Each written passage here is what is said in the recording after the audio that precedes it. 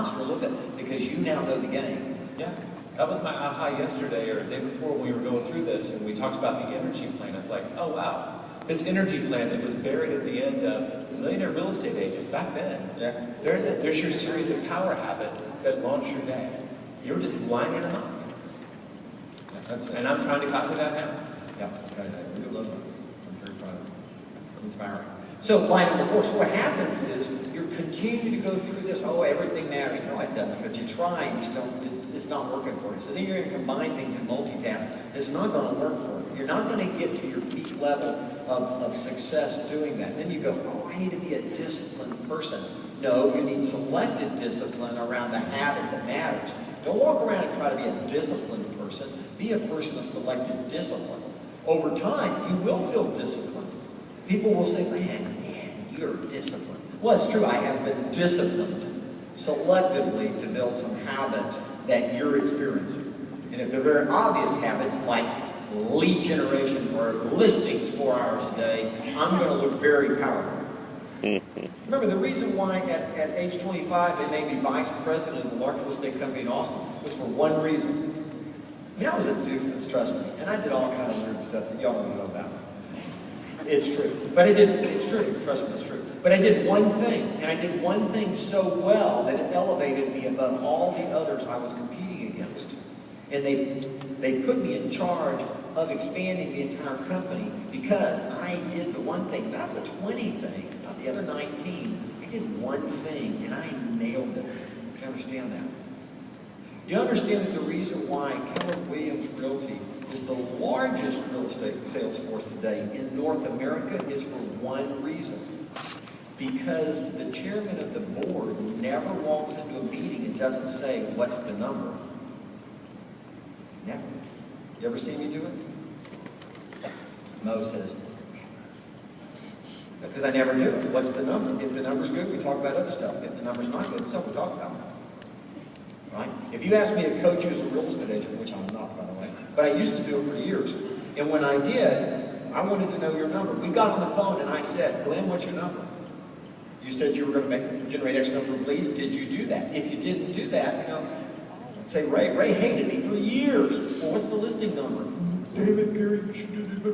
And we would fight because we would fight because I would just listen to this and go, I'd hold the phone out like this, do this while all that's going on and come back. Yeah, now what are you going to do? Now what are you going to do? I was a broken record. I never accepted, she'll tell you, I never accepted at any point an excuse for not doing it. What would be another way to do it? What would be another way to do it? What would be another way to do it? I want to hit the number. That number matters. If you argue for everything else, you're arguing for mediocrity. Hit the number. Hit the number. Hit the number. Whether you hit it or not, understand it. You got to remember something. Today we stand here and we go, wow, we did it. Number one. That was 30 freaking years to do that.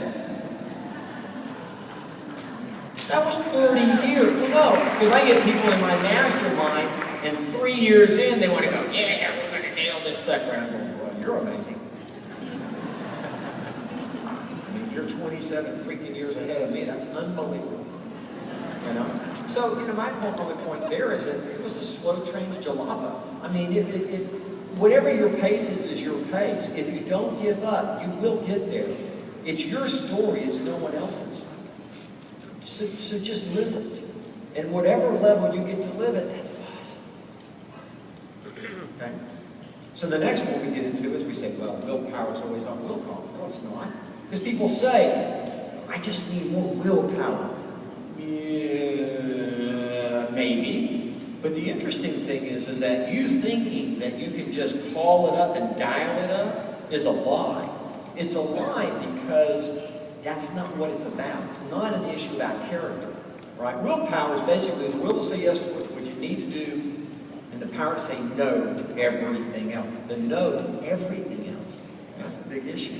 Right? So Jay and I go right to this point that, look, here's the weird thing, and you really have to just absorb this concept that when you wake up in the morning and start using your brain, it immediately starts depleting your willpower. And the reason is because your brain is 1/50 of your body mass, but it consumes 1/5 of your energy. I mean, it's just sapping energy. And by the way, it doesn't matter. Just like a car, it doesn't matter what direction you drive it, you're using energy. With your mind, it doesn't matter what you think. You're using energy when you think. So it can be mindless stuff, it can be important stuff, and it doesn't matter, you're using energy. That's what's happening to us, okay? The point is that willpower has a limited battery power. It has a limited battery life, if you will. It only has so much before you have to plug it back in. Like Jane and I say, it's like a cell phone. Right? Yeah, it's like my old iPhone that I'm always turning off apps and stuff because it's running out of battery power. Right. Yeah, I'm always cognizant of it, which is how we should be about our brain power. Well, that's right. That's exactly right. I mean, at the end of the day, don't you plug your phone in? You do plug it in, right? You don't have an unlimited battery in your phone, because I want to know what that does, right? And I'm looking, probably once or twice a day, I'm looking and I'm cognizant of what my battery life is, because I don't want to run down, right? So I have a charger in my car, I have a charger in my office, I have a charger at home, right? So I've got chargers, and I carry one at all times in my briefcase. Sound familiar? Because I never want to be in a spot where, see, airports now recognize this, because now they're starting to put in charging stations. Maybe we need to put in willpower stations.